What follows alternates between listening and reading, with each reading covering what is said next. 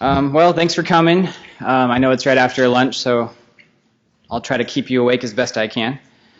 I'm going to talk a little bit about the state of the applications that you use that use TLS to access the internet for secure communications. The long story short of that is that they're vulnerable. They're vulnerable for a variety of reasons. Three off the top of my head is, one is that they don't always necessarily validate certificates properly, leaving themselves open to man-in-the-middle attacks. Some do not use up-to-date cipher suites and use weak ones that are known to be broken. And then other times you'll see people actually implement TLS using a modern library, but have it being used in like TLS 1.1 or even versions of SSL that are all deprecated now. And so they're vulnerable in a lot of ways. And I'm not just talking about applications that are written in someone's basement or from a no-name company. I'm also talking about applications that have been written by PayPal and Amazon and Chase Bank. And all of these companies in the past have written things for the general public that have very, very big TLS problems and leave themselves open to man-in-the-middle attacks and other issues. And if we look at the research about this area, and there's a lot of it, there's a lot of different applications out there that have been found to be vulnerable. There's lots of studies and measurement studies that have been found that finding hundreds of applications both on the mobile and desktop spaces that have issues in their using of TLS. And so we have to take a step back and ask ourselves why.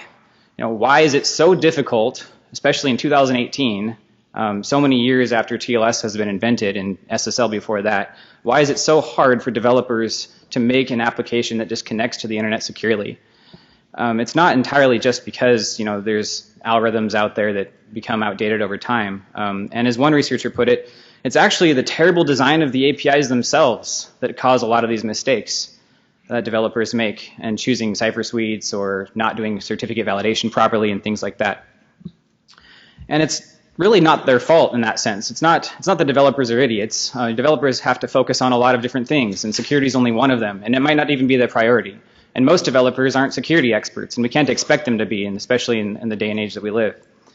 To give you an idea of just how hard it can be on a developer, just the libSSL portion of OpenSSL, so all of the portion, just the piece that deals with TLS, exports 504 different symbols, so functions and macros, to developers to use. And that's just a ton. I don't know how many of you have used OpenSSL in the past, but it can be a little cumbersome and a little overwhelming at first. Just to do something as simple as just create a simple TCP or TLS connection and then download somebody's homepage. So as an example of that exact same thing, we created the smallest program we could that just used OpenSSL with libSSL and connected to a remote host of our choosing, downloaded just a few bytes from its homepage over TLS, and then made sure that we did that in a secure way. So all the different proper checks for certificate validation and host name checks and validity checks like that. We targeted the older OpenSSL API 1.0.1 for this, and we had borrowed the code that curl actually uses to do the validation portion. And in total, it was 317 lines of code just to go download a few bytes securely from the internet. And that's just unacceptable to us. And so in embarking on this research, we asked ourselves the question, can we do better? Can we do better than 317 lines of code just to access a few bytes on the internet? And more specifically, we were interested in using the POSIX socket API as a vehicle for this. The reason that that's important to us is because the POSIX socket API is a network API that's very well known, very well established. It's supported by every major operating system out there, and most network developers already know it very well. And so if we can leverage this API and just extend it slightly to support TLS, that would be the ideal. As an example of how a developer currently works with the POSIX socket API, they only need to perform this one call here to the function called socket, and it's the third parameter, this last one, where they can specify what protocol they'd like to use. Now, a developer doesn't need to know all of the the internals of TCP to do this. They just request TCP, and then any operation they perform on that socket afterward just uses TCP behind the scenes and does all the segmentation and out-of-order processing for them. And we'd like to do the same thing, but for TLS. So we've implemented a service that just extends the existing POSIX socket API without changing any function signatures, and instead just adding different values for existing parameters. And so one of these parameters is here and shown in red, and that's just allowing developers to specify the TLS protocol when they create a socket. and then use that socket afterward to perform TLS operations without having to know anything about TLS. We call this effort the Secure Socket API, or the SSA for short. And at a high level, if you call the connect function, for instance, on a TLS socket, it will perform a TLS handshake. If you call send, it will encrypt and then send that data. If you call receive, it'll decrypt and then give your application that data. And if you call close, it'll just terminate the TLS connection in a nice way. In a more pictorial type of representation, we have, this is what we've done. So here on the left, we have the typical situation these days where you have some network application interfacing with some security library, new TLS or OpenSSL or some other one. And then the application and that library, and sometimes they trade off on this role, but together they're accessing the existing POSIX Socket API to do all their network functionality, and they're crossing a system call barrier to do so. And then behind the scenes, it's usually the kernel that is implementing the actual protocols for the operations that are being requested. We want to flip this, and we have flipped this, so that the network application doesn't link with any security library at all. It just uses the socket API as it would normally, and then that API interacts with the kernel, and then within the kernel you have TLS functionality as if it were a native thing. In our implementation of this, we didn't put everything in the kernel. One, because that's a large undertaking, and we wanted the rest of the community to take part in that as we move in that direction. So right now what we have is a system where we have a small lightweight kernel module that just kind of exports an API to applications, and then applications can use that API to request TLS services. A TLS socket can be created, and then the operating system actually offloads all of the different encryption and decryption tasks and certificate validation tasks and TLS itself to a local Userspace encryption daemon, and we actually run a few of those for load balancing purposes on a machine. And then in turn, when that daemon actually needs to send information to the internet or receive it from the internet, it'll use the existing implementations in the kernel. So if it's using TLS, it can use TCP behind the scenes, and if it's using DTLS, it would use UDP. One thing I want to point out is that there's a little administrator configuration portion there of our encryption daemon. I'll get to that in a little bit. But doing this kind of architecture allowed us to effectively reduce the 504 exported symbols that I talked about before to just 14, because that's how many function calls are in the POSIX Socket API, which is of course a huge win. And if you recall the example I had in the beginning with the 317 lines of code to just download a few bytes of somebody's homepage, well, now we've reduced that to 16. And as a side note, if we were to do this without using TLS and just using a TCP socket, it was actually 25 lines of code.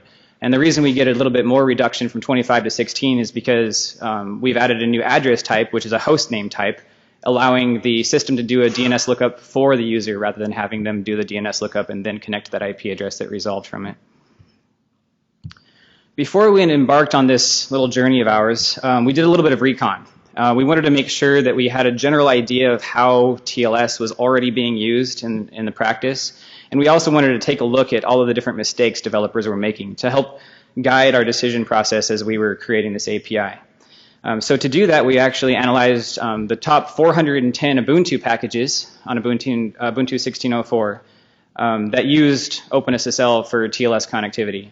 And these were both server and client applications. We then took all of the different symbols that were exported by OpenSSL, broke them down by categories, and looked to see for each category how all these different applications were using and in some cases abusing that API.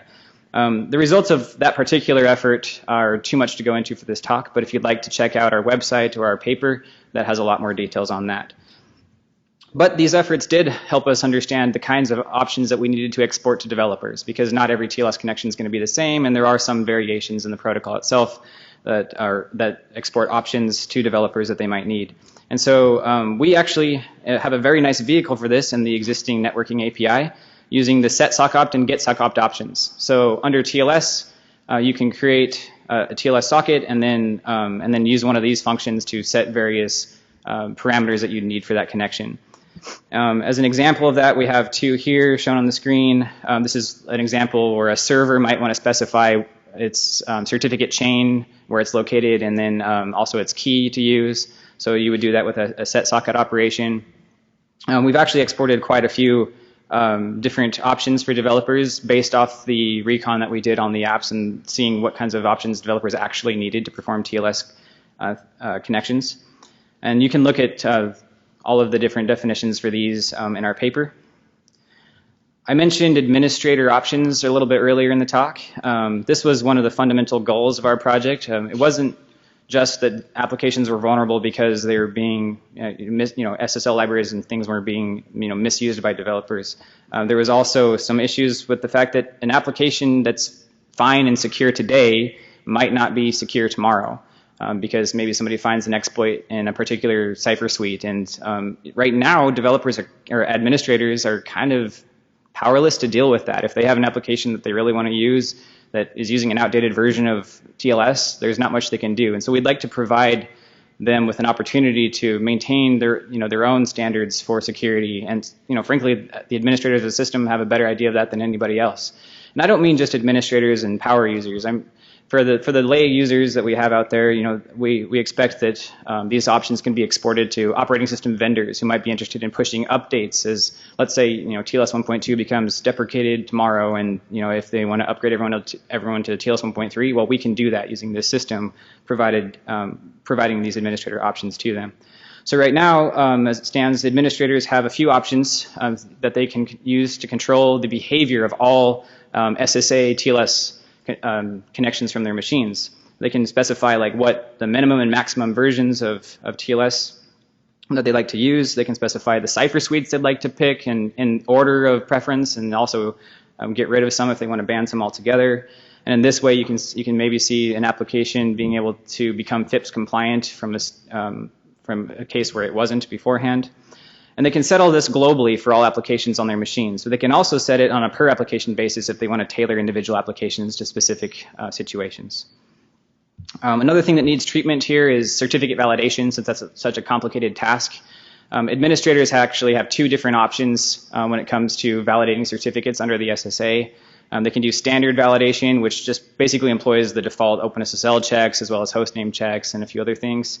Or they can specify TrustBase, and TrustBase is a work that we presented last year at USENIX, and it's essentially just an operating system service that performs a certificate validation on behalf of all the applications on a machine, and administrators can customize exactly how this validation is performed. They can do normal standard certificate authority validation, everything like that, all the way up to more exotic methods like using a notary-based service like perspectives or convergence, and everything in between. And if they want to add like OCSP checking and stapling and CRL set checking, like that can be done. And you can run all of these independently or in tandem. It's all up to the administrator and what he wants. Or in some cases, the operating system vendors if they have an interest in doing that. In evaluating the utility of the SSA, we went ahead and evaluated how long it took and how many lines of code it required to change applications that didn't use the SSA into applications that did. So first we took wget and Lighty, which were an HTTPS client and an HTTPS server respectively.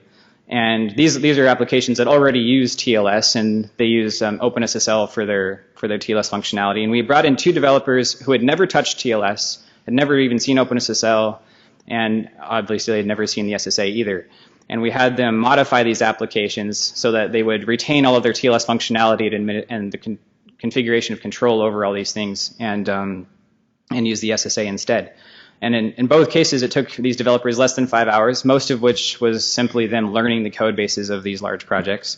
And then the coolest thing, I think, is that they were able to remove thousands of lines of code and replace them with just under 20 lines of code, making it much more simple.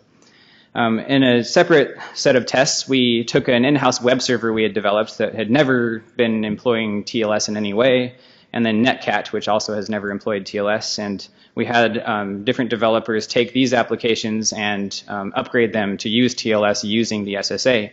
And in both cases, it took about 5 lines of code and under 10 minutes, which we thought was really nice. In an effort to extend the support of the SSA to other languages, we wanted to make sure that we could easily extend language support so that all languages on a machine could have a centralized place where administrators could control TLS behavior.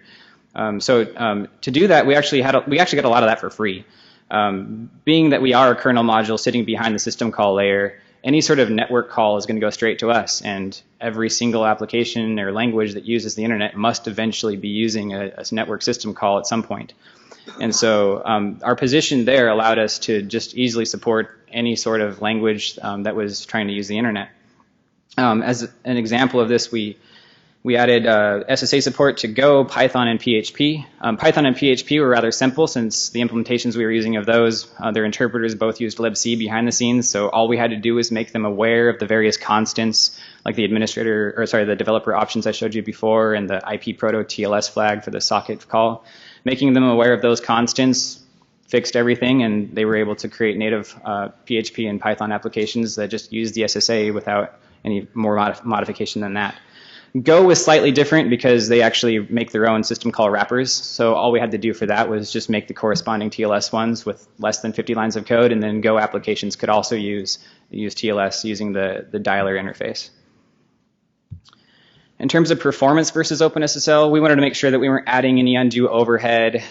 So what we did was we created just a simple stress test application that went off and visited a remote host and then a local one.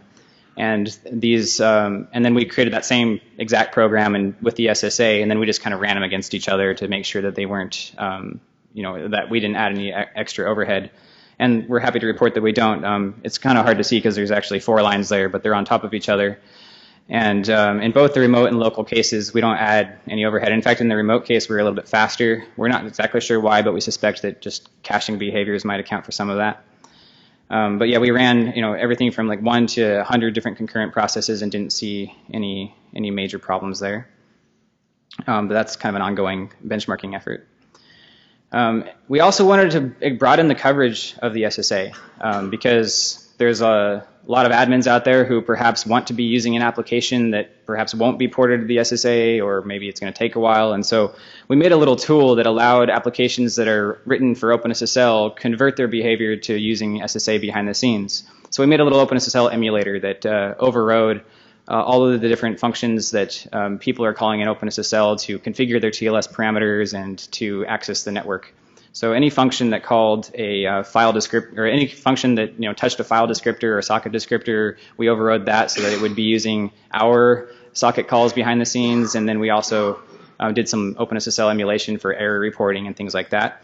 And using this tool, we were able to dynamically port NCAT, wget, Liddy, and URSI all over to use the SSA, obey administrator preferences for TLS, despite the fact that they weren't written for that, and we didn't have to modify their code at all.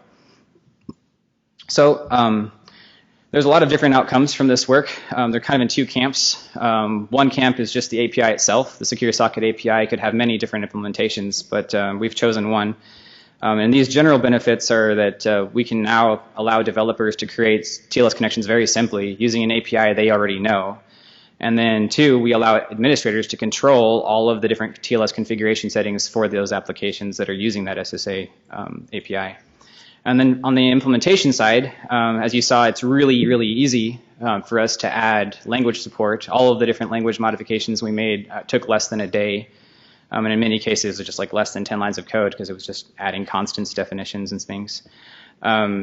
We also provide natural privilege separation this way. So you can imagine right now an application that has some sort of bug, maybe a buffer overflow or something that leaves it vulnerable. Well, right now, if it's linking with OpenSSL, then things like your master secrets and your private key data is in the same address space as that application, and so it's easily exploited, or at least it can be.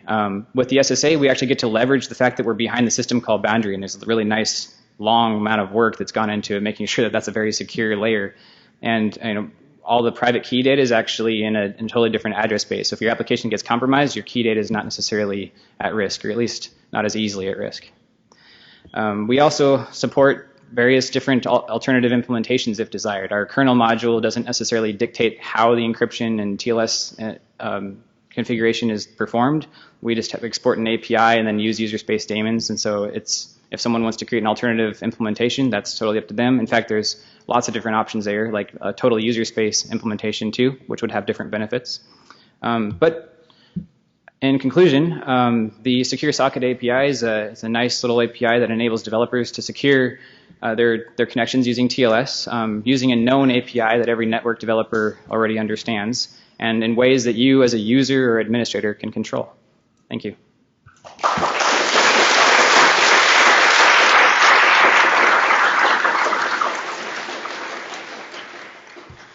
Hey, very interesting idea there. Have you considered the possibility of extending the kernel-side support to support general redirection of new user space implementation of protocols, kind of like Fuse?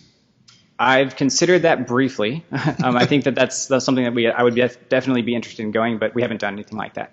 Okay, and I'm also wondering a little bit if there's any additional risk by combining multiple processes TLS sessions into one of Spectre gadgets and other such side channel attacks leaking information across that boundary?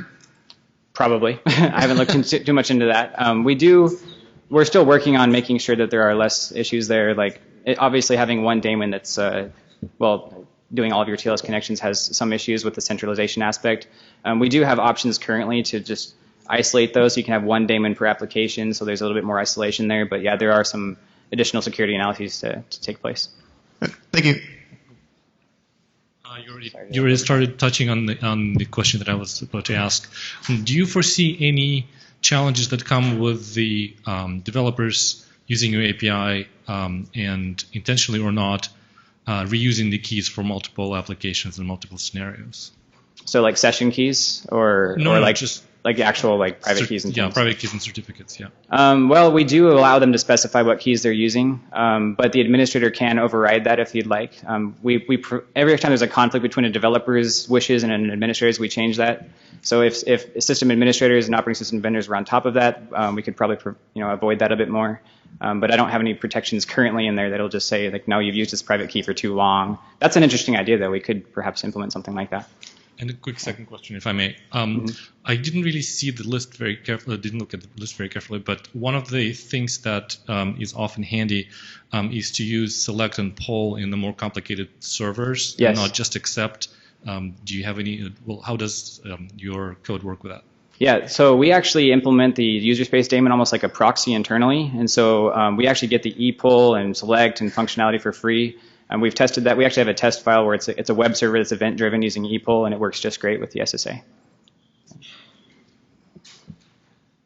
You showed that your API is very easy to use and very efficient. Did you also look whether people use your API in a secure way? You're citing the paper of Sasha Fahl where they analyzed the Android apps and found that people use it in the wrong way very, very often. Did you analyze this? So is your API secure by default? Something like this, yeah, you know? For example, certificate validation, do you have to explicitly switch it off, and when you don't use the parameter, it's on? Something like this? Yeah, so all of the security, like certificate validation is on by default, and then the administrator can actually configure that how they'd like. Applications are free to say, like, they can pen certificates if they'd like, but there's no way for them to just say, like, oh, no, I don't want to do any validation at all. That's up to the administrator to allow or not. Yes, so does that answer all your question? Or? Okay, thank you. Yeah. So great research. Thanks. Some of us would like to start using it as soon as possible. Have you started talking to POSIX about actually implementing this, getting this into the POSIX standard? I have not, and I'd love to do that. I don't know who to get in contact with, but I'll be looking into that soon. We do have here, our code is open source and free to everybody. I would like to get it integrated and standardized soon. We're still working things out. It is just like a research prototype right now, but if there's opportunity to talk to people about that, I'm all ears. Yeah, thanks. Hi, I'm channeling Twitter. The question is, have you seen the POSIX style APIs in the Libre SSL and the S2N library from Amazon, and what are your thoughts in terms of comparisons? Oh, there's a lot there. I mean, I think those are both steps in the right direction in terms of API simplification. I think they help developers avoid a lot of pitfalls. I do like the fact that in this case we're fully POSIX compliant and that we didn't change any signatures at all. And I think that the administrator control part of it is something that's lacking in those other two. Hi. So I haven't looked into the code yet, but did you use existing TLS implementations, or do you implemented it on your own? And if yes, so what would be the lessons learned maybe? What should we Do you have anything like that? Or? Yeah, I actually implement it with a magnetized needle on a hard drive by myself. No, sorry, I'm just kidding. No, we actually use OpenSSL behind the scenes. Okay, so you just ported OpenSSL as a kernel module, or? Yeah, so we didn't implement OpenSSL in the kernel, right? Or that would have taken some time. But so right now the Userspace encryption daemon is using it's actually using libevent as well as OpenSSL behind the scenes to do all of its operations. Okay. Yeah, thanks. So we have quite a time for only one quick question. Yeah, it's a quick one. Cool work. Have you thought about using a similar approach for Intel SGX enclaves? I have. We haven't done anything with that, but I think there's options there too. So yeah, we should talk later actually.